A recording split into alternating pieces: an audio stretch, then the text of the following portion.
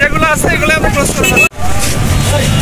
RAB এবং পুলিশের traffic পুলিশের যৌথ একটি অভিযান।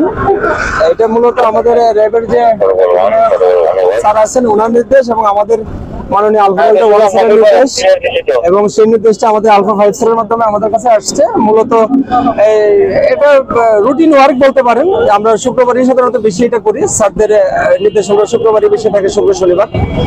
আমরা অবৈধ গাড়ি এবং গাড়িতে কোনো অবৈধ মালামাল আছে কিনা আমরা যৌথভাবে পরিচালনা করতেছি, এবং ওই যে জনগণকে সচেতন করা যেন তিনজন গাড়ি না চালায়, হেলমেট ছাড়া গাড়ি না চালায়, কাগজপত্র থাকতে হবে।